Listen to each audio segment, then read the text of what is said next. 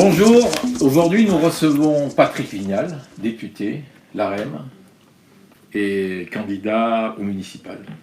Bonjour. Voilà, donc Patrick, 61 ans, deux enfants, né cité Saint-Roch, à Montpellier, depuis 5 générations, mieux qu'un baron de Caravette. Un vrai baron de Caravette. Voilà, famille modeste, pur produit de l'ascenseur républicain.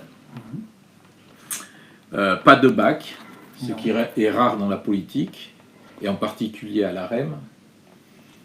Oh, je pense qu'il n'y a pas que moi. Pas de bac, mais je finis enseignant à la fac. Voilà. Grâce à une maîtrise.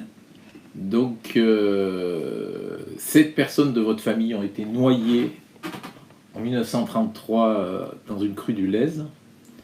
Et sa grand-mère, enfin votre grand-mère, était une vedette parce qu'elle est restée toute une nuit perchée sur un arbre. Elle était bugadière. Vous savez, elle partait elles habitaient aux abattoirs avec un chariot. Elles allaient laver le linge à Grabel.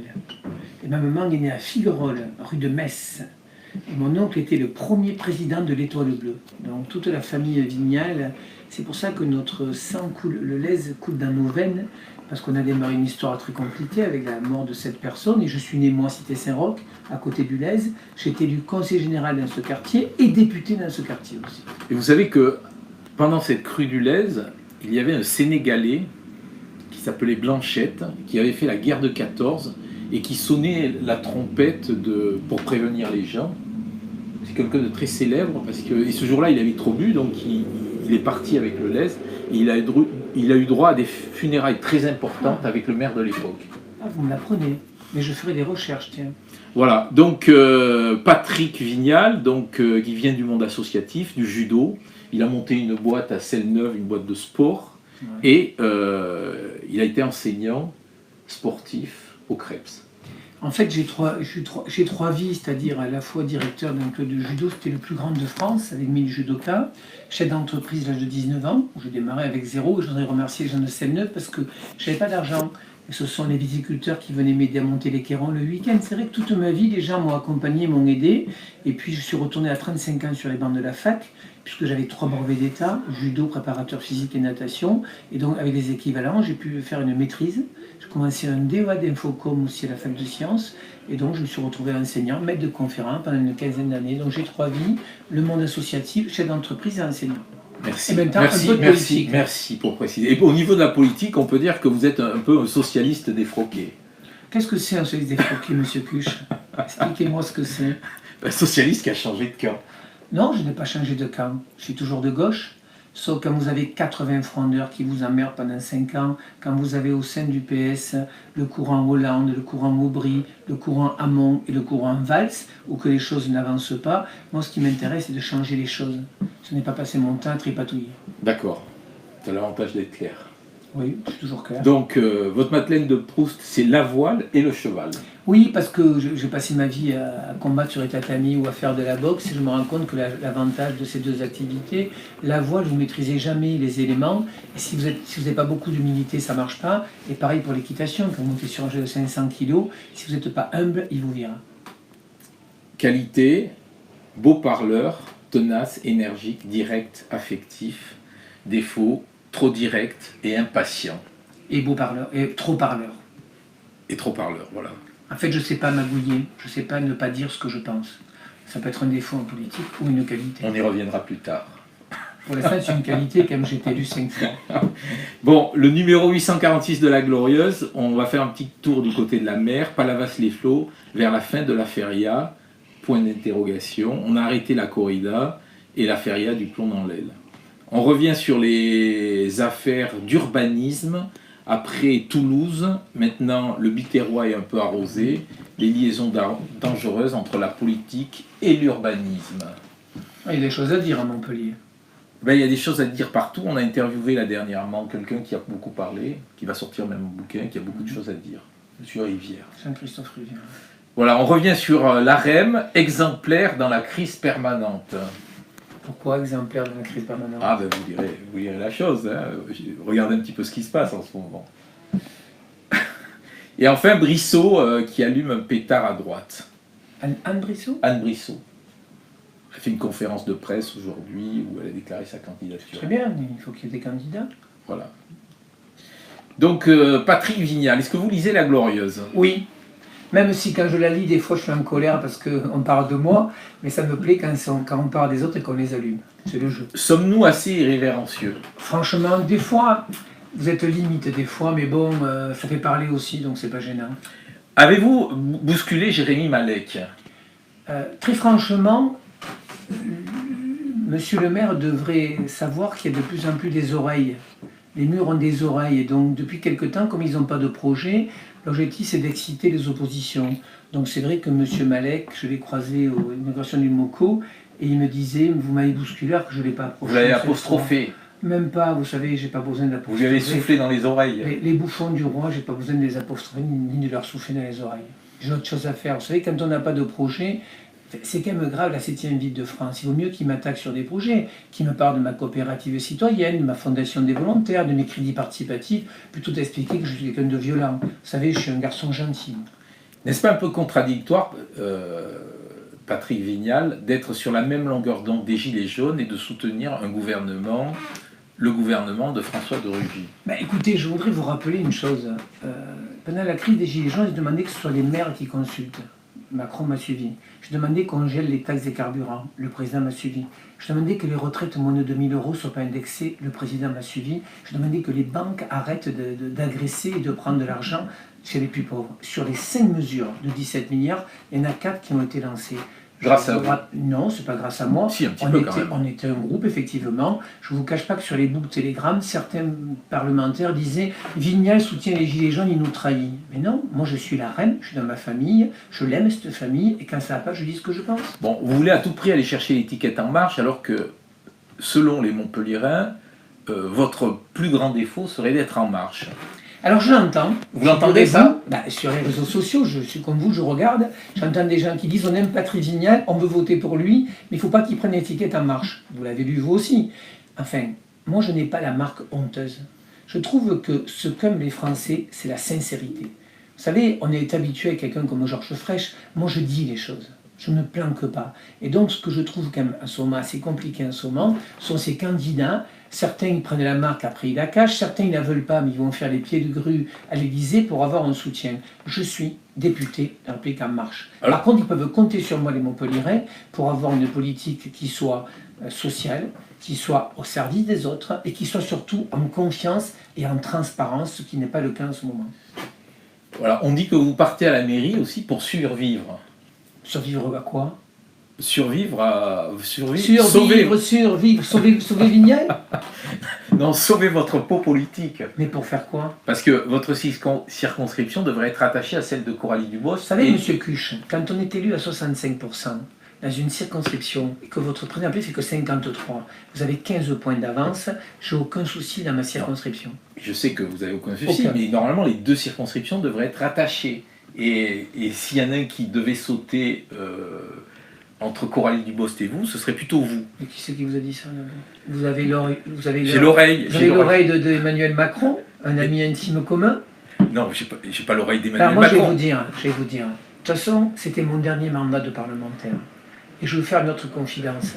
Je me suis rendu compte que pour certains, le pouvoir rendait fou. Fou, alcoolique, paranoïaque ou dépressif.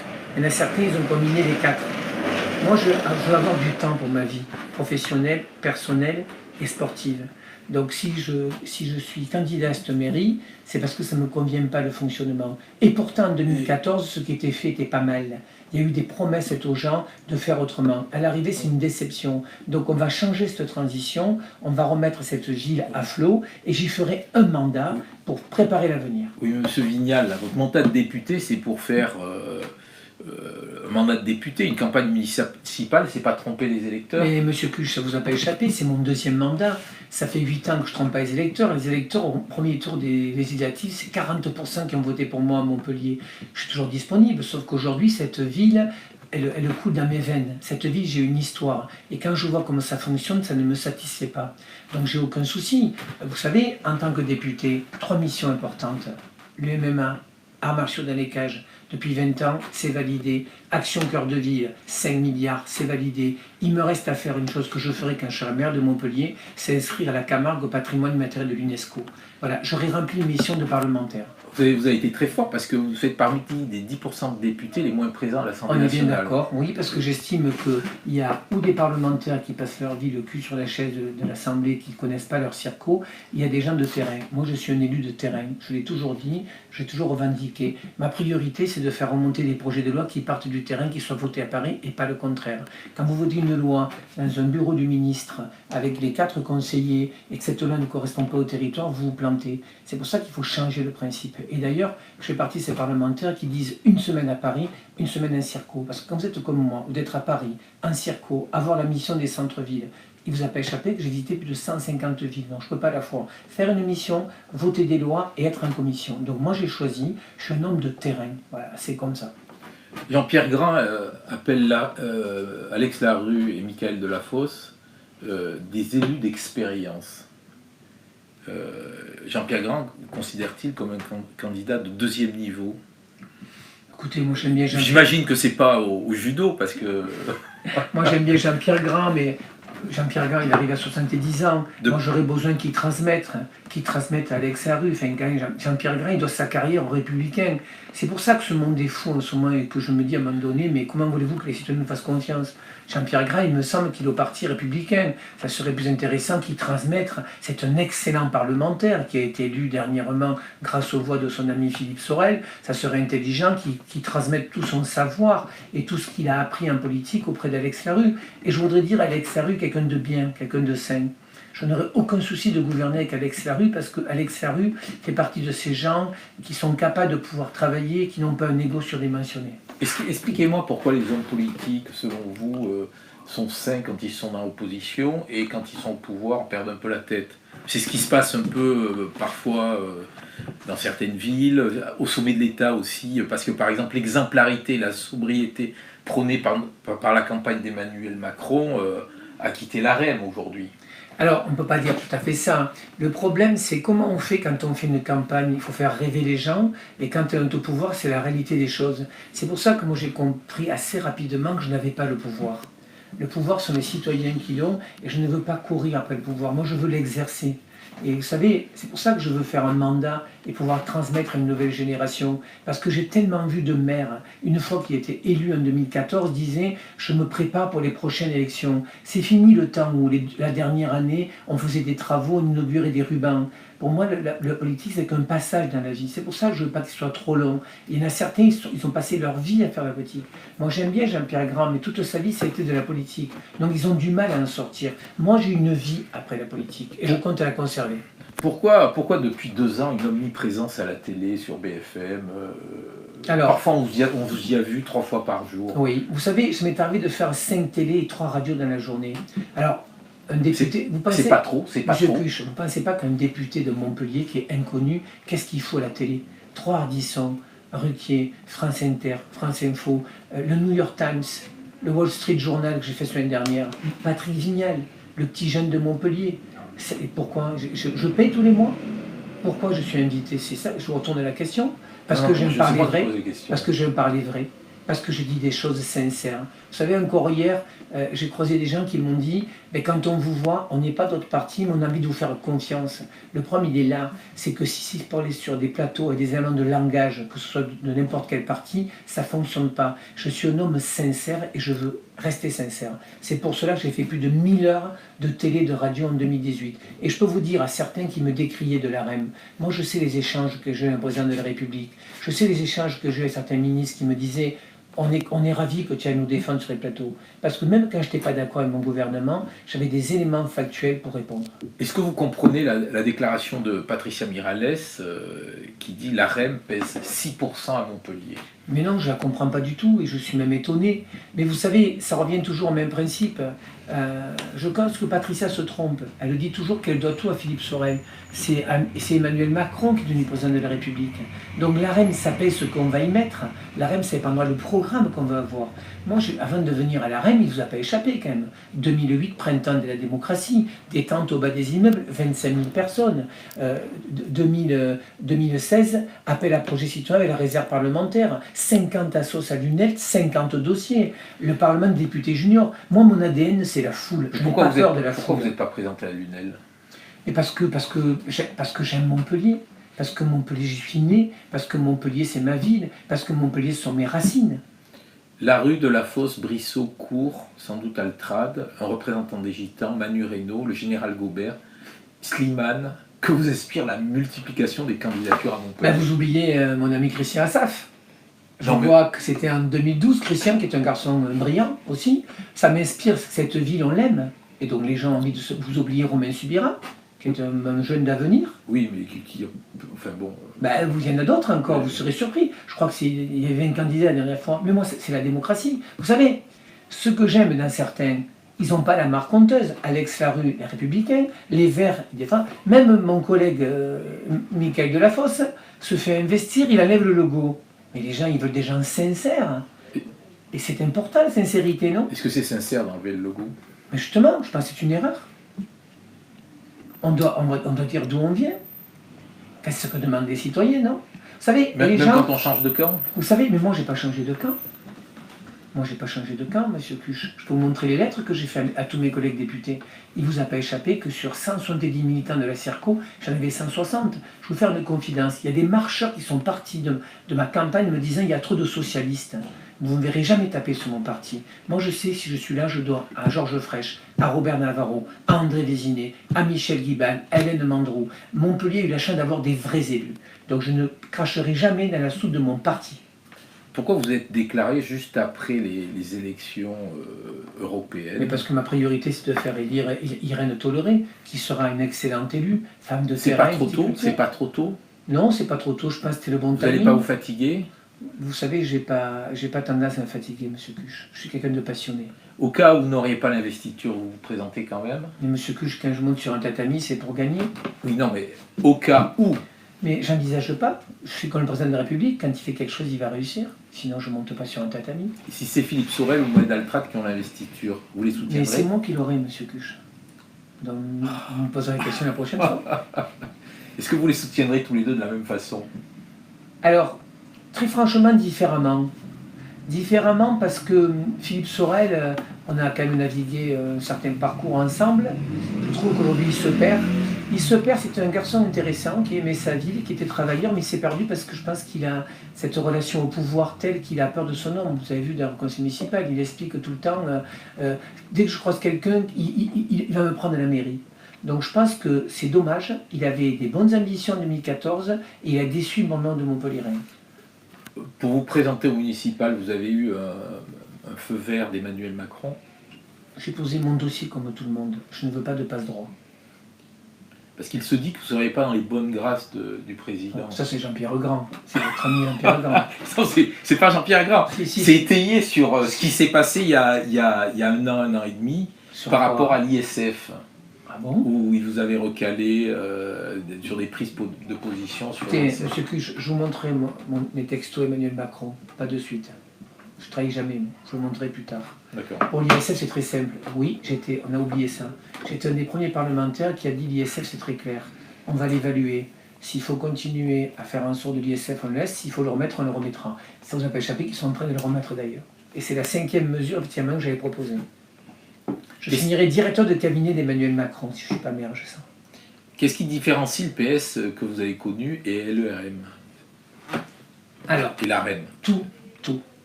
Le PS avait 100 ans, une histoire, des référents, des secrétaires fédéraux, un parti et une structuration.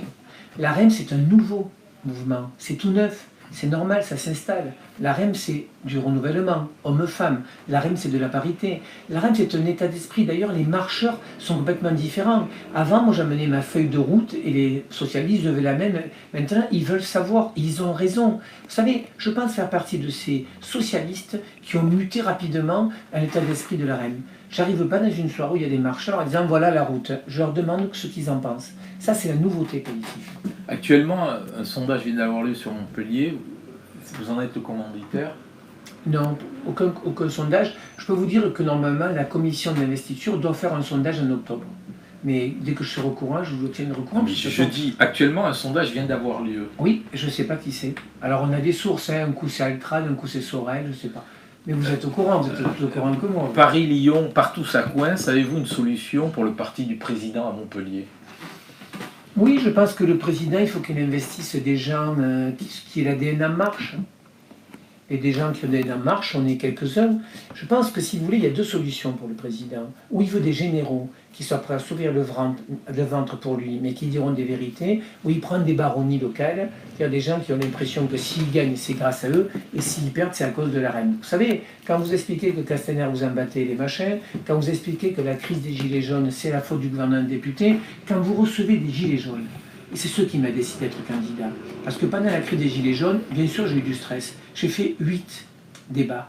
Le premier, c'est 350 gilets jaunes de Vauvert, d'Alès. C'était le premier à faire ça le 24 novembre. J'ai demandé à la mairie de Montpellier de faire cette rencontre à Montpellier. C'est la seule commune où je ne l'ai pas fait. Et quand vous avez le maire de Montpellier qui rentre et qui dit aux gilets jaunes « je ne suis pas là en tant que maire et citoyen », ça ne me plaît pas ça. Moi, j'ai envie d'avoir des gens qui aient du courage politique. Donc vous êtes prêt à vous ouvrir le ventre pour le président? Oui, mais par contre, je suis prêt à dire ce que je pense. Et je le dis très souvent par texto. Votre relation avec Coralie Dubos s'est nettement améliorée. Oui, complètement. On s'est mis d'accord. Qu'est-ce qui explique ce rabibochage? Mais non, parce qu'au départ, en fait, on est parti. Vous savez, des fois, on est parti sur des entourages, peut-être des assistants parlementaires autour d'elle qui avaient fait en sorte qu'on se sépare. On a un petit déjeuner, vous avez une magnifique photo parce que vous êtes partout, la glorieuse, vous êtes le KGB, la CIA réunis, et on a mis les choses au point. Je suis désolé de dire, je suis un homme sincère. Je ne suis pas un faux cul en étant poli, en étant impoli, et donc on a mis les choses au point, et c'est très clair avec Coralie Dubos. Au demeurant, je trouve que c'est une fille, c'est une députée qui bosse beaucoup, elle est très branchée sur les questions européennes. Vous voyez, par exemple, Coralie, c'est une députée qui est plus sur l'Assemblée, et moi qui est plus sur le terrain. Donc on peut se compléter. Qu'est-ce qui ne tourne pas rond aujourd'hui à Montpellier en 3 mots? Montpellier surdoué à sous-doué, Léa Lessac qui à mon avis n'aurait dû être fait, un tramway de retard, en fait c'est un état d'esprit. Non, 3 mots. Un état d'esprit, pas de communication, repli sur soi, et on va devenir une bourgade. Vous vous êtes déclaré candidat il y a un mois, pourtant dans un long interview à rejoindre Moed Altrad ne mentionne même pas votre nom. Est-ce que vous êtes coupé du clan du milliardaire? Mais moi je ne sais pas qui c'est, Moed Altrad pour l'instant. Il est candidat, il n'est pas Vous candidat. discutez avec lui? Je l'ai reçu une fois de ma permanence, 1 heure. D'accord. Croyez-vous à sa candidature? Je ne sais pas, moi je ne sais pas, c'est son problème, c'est pas le mien. Est-ce que vous pouvez confirmer qu'il a déposé un dossier Moi, ce que je peux vous dire, c'est que... REM. Alors, j'ai bien lu l'article de mon collègue Jean-Pierre Grand, et je peux vous le dire en toute sincérité, que ce soit le maire sortant, il ne veut pas l'investiture de la REM parce que la ville est à gauche, mais il ne veut pas que j'ai l'investiture en disant « j'ai soutenu Macron en 2017 ». Donc, mon parti, ce n'est pas un self-service. En ce qui concerne Moed Altrad, c'est son envoyé spécial Jean-Pierre Grand qui m'a expliqué plusieurs fois, on se range tous derrière Moed, Vignal, Larue, Delafosse, Les Verts, tous sauf Sorel. Je voudrais vous le dire et aux gens qui vont écouter, mon problème c'est pas Sorel. Il est de passage, il soit comme moi. C'est pas de faire du tout sauf Sorel, c'est quel projet on a Montpellier. Comment on va faire pour ce stade? Moi j'ai des idées pour le stade. Est-ce que vous en septembre, en octobre, en décembre, vous allez vous ranger derrière Moed Altrad? Non, moi je démarre ma campagne. Vous allez jusqu'au bout. Monsieur Cuche, je vais être investi par la Reine, je démarre ma campagne. J'ai mis en place une coopérative citoyenne Montpellier-Rennes, une fondation des volontaires. J'ai déjà mon mandataire financier, mon directeur de campagne, et on est en marche, voire en course. Ah ben, si vous êtes en marche, c'est une bonne chose. On est même en course, monsieur. Comment jugez-vous la déclaration du préfet de la REM, Jérôme Toulza, entre guillemets, qui n'exclut pas ne soutenir personne? En fait, on a 3 scénarios. Premier scénario, on soutient un vrai marcheur de la première heure, 27 mai 2016, Patrick Vignal, ou Romain Subira, les candidats après un grand oral. Seconde solution, on donne un soutien sans soutenir le maire de Montpellier, ce qu'il aimerait, comme ça il se revendiquera la dernière semaine de la REM. Ou troisième, on ne donne rien à personne. Vous voulez que je vous dise, moi, je suis un combattant. Moi, j'aime les challenges. Il peut donner aussi son soutien à Moed Altrad. Alors oui, effectivement. C'est un quatrième. Alors je vais vous dire, vous avez raison. On a déjà une étiquette de président des riches. On a une étiquette avec une jambe droite très appuyée. Je serais un peu étonné que mon parti soutienne, j'ai rien contre M. Altrad, un milliardaire. Je ne suis pas certain, Montpellier ne se vend pas, monsieur Cuche. Vous savez, dans les bulletins de vote, on ne met pas des billets de 50 euros. Ça ne vous a pas échappé. Donc moi, monsieur Altrad est un excellent chef d'entreprise, on a besoin de lui, mais je ne suis pas certain qu'il ait les codes et qu'il soit fait pour exercer. La ville de Montpellier, c'est une ville de gauche, humaniste. C'est une ville faite de fonctionnaires. Donc moi, je ne suis pas comme certains qui disent qu'il y a trop de fonctionnaires. Moi, je veux que les fonctionnaires de Montpellier soient fiers de leur ville. Parce que la ville, pour la sécurité, la propreté, la culture, le sport et tout ce qu'il y a, c'est les fonctionnaires qui font ça. En soutenant les maires sortants, Macron ne rentre-t-il pas avec la promesse de dégagisme, de renouvellement, qui grâce à l'affaire Fillon, lui a permis de l'emporter en 2017? Alors, oui, vous avez raison. C'est Fillon qui a permis, Fillon et les apports du MoDem de François Bayrou. J'étais une semaine dernière à Pau, vous l'avez vu, 4 jours à François Bayrou. Au passage, il a mis en place un bus à hydrogène. Ça m'intéresse. 125 places, 1 million de bus. Pas de CO2. Et donc, effectivement, on a eu trop de dégagisme pour les élections législatives. 90% de renouvellement. Des jeunes, des femmes, mais certains qui, en fait, découvraient. Parce que la politique, c'est une mission quand même. Il faut des codes. C'est pour ça que dans mon projet, vous aurez un appel à projet comme Macron. Vous voulez postuler, monsieur Cuche, vous, le bourgeois de Castelnau, sur ma liste. Vous me ferez un projet et il y aura un comité. Et vous serez étonné du président du jury, qui va décider de mettre une vingtaine de personnes. Et il y aura 20 personnes de plus, ça fait 40, choisies par Patrick Vignal, qui sont des femmes, des hommes politiques de tout horizon. Et il y aura 20 sociétés civiles. Cette alchimie permettra d'avoir des gens qui connaissent la ville, des gens qui ont un projet et des politiques qui ont fait. On a eu trop de dégagisme en 2017. Que vous évoque l'intervention de Jean-Christophe Rivière, il y a quelques jours à votre place, sur la moralisation de la promotion immobilière? Il a complètement raison. Ça pète un peu partout, ça a pété à Toulouse, il y a à eu Béziers. Une démission à Béziers.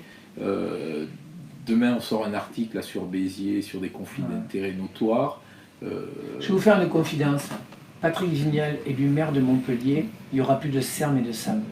Ce modèle qu'a construit Georges Frêche en 2017 ne fonctionne plus. Et si je vais plus loin, cette ville a été bâtie que sur de l'urbanisation. 23 actes. Donnez-moi le cœur de Montpellier. Donnez-moi ce réacteur de Montpellier. C'est pour ça que je veux partir de la comédie. C'est pour ça que mon projet Réalité, Réenchanté, relier la ville au monde, c'est à partir de chez vous, de ce cœur de ville. Il y a 4 millions de logements à rénover en France. Tous les 5 ans, c'est qu'il y a un département qui croule sous le tamis urbain. Ça suffit les centres commerciaux. Ça suffit les entrées de ville qui sont horribles. Donc moi, je veux redonner du pouvoir à l'ensemble des promoteurs, à tous. Moi, je veux passer du logement social au logement d'avenir. On va terminer par la question chapeau, si vous voulez bien choisir. Merci.